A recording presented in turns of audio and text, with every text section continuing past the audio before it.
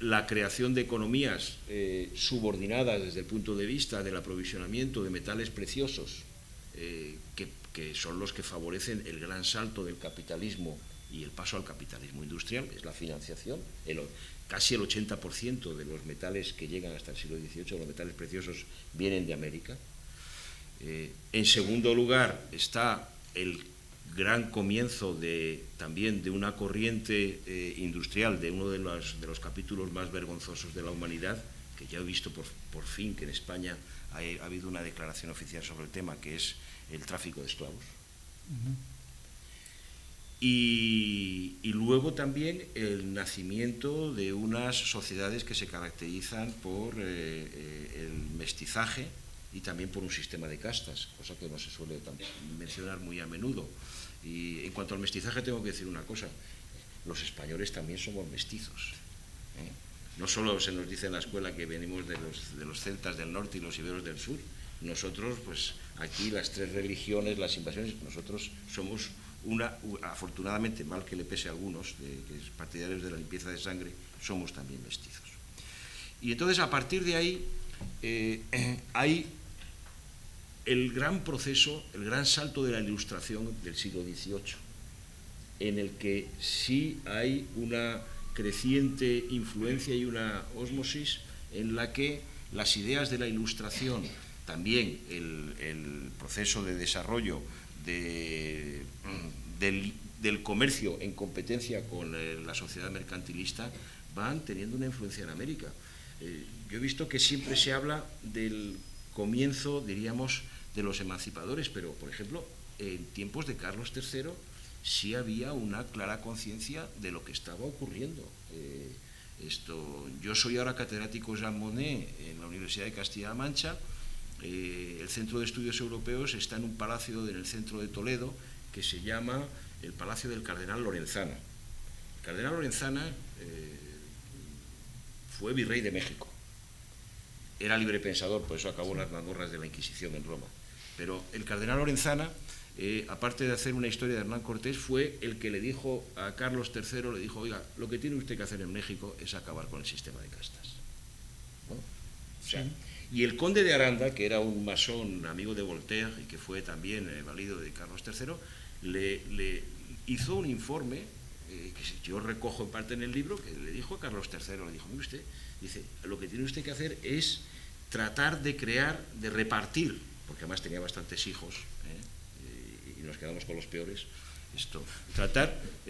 tienen ustedes que tratar de repartir las monarquías, todas las tierras americanas entre tres herederos para crear reinos, sobre todo porque Aranda ya era el momento en el que los pioneros del norte ya se habían rebelado. Entonces decía: estos son pocos, somos 16 millones frente a 3, pero estos desde luego son una gente organizada y con una vocación expansionista.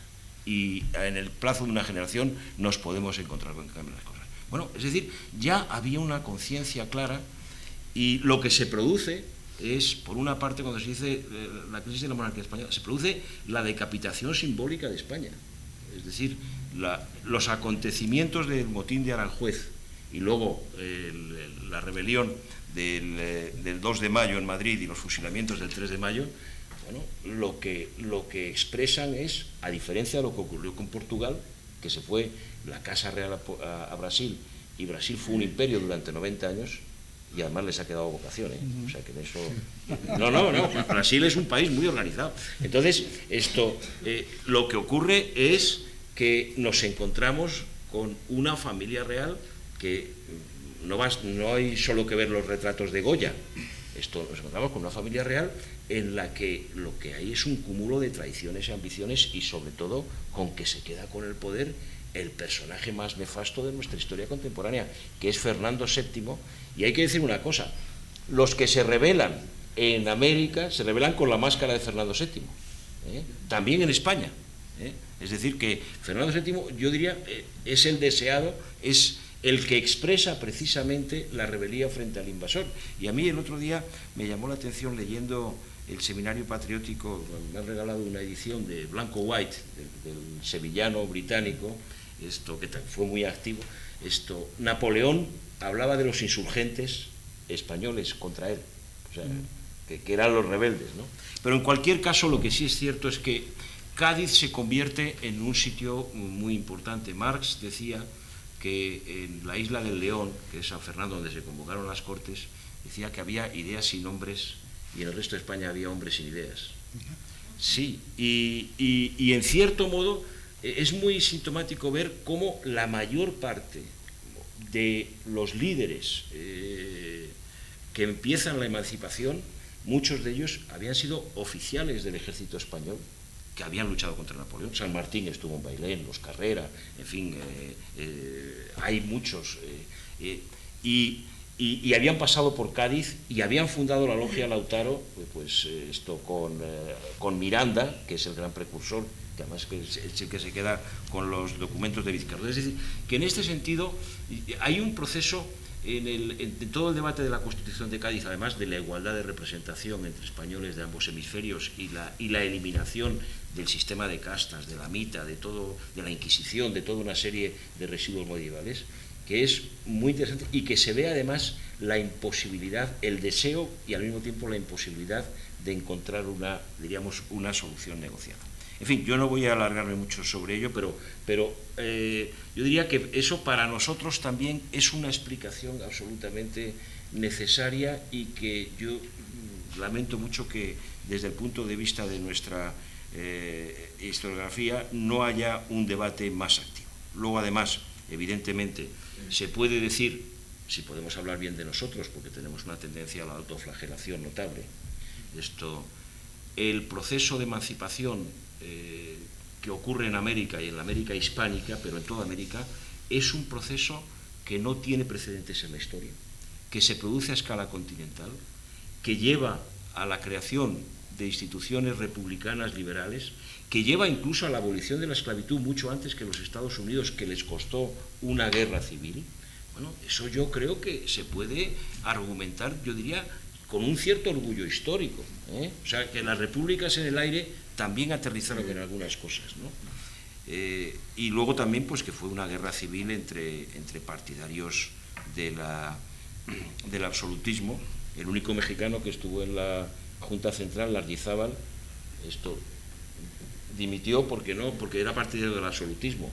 Tuvo la suerte de que Goya le hizo un retrato, me parece que es el único hispanoamericano, pero es un hecho. En fin, yo desde ese punto de vista de las promesas y realidades, evidentemente, y dentro de la gran utopía del progreso, que era mucho más clara en el siglo XVIII, yo sí creo que hay muchos elementos para saludar y para celebrar todo ese proceso de emancipación, que además, en esto quiero recordar algo en relación con el líder y la creación de la nación a partir de los cabildos, sobre todo, y es que todos los que se alzan en armas, sea Hidalgo en Guadalajara, sea Moreno y compañía en Buenos Aires, los Carrera, Bolívar y tal, todos se alzan hablando de las Américas. Nadie habla de su propio país o del Estado que luego nace. Hablan de las Américas. Ese es un dato muy significativo, vamos, y es una tarea pendiente, ¿eh? Eso yo no voy a insistir. Bueno, y luego, si me permiten dar un salto a partir de esta realidad y de todos los procesos en los que yo trato también de examinarlos desde un punto de vista continental y de explicar, por ejemplo, cómo el desenlace bastante negativo que se produce en España tras el trienio liberal y después, tras la vuelta del absolutismo, que en este caso, además, apoyado por las armas francesas. Chateaubriand tenía el orgullo de decir que él había conseguido en 3 meses lo que Napoleón no pudo conseguir en 7 años. Pero vamos, eso tuvo consecuencias muy negativas en España. Pero en cualquier caso sí se produce un hecho, y es que por parte de la España ya imperio prácticamente agotado, el fenómeno de reconocimiento de las independencias iberoamericanas tiene que esperar en general casi hasta la muerte de Fernando VII, lo cual tuvo consecuencias también muy negativas Carlos dice en el prólogo de un libro que escribió sobre Europa, dice, bueno, nosotros en el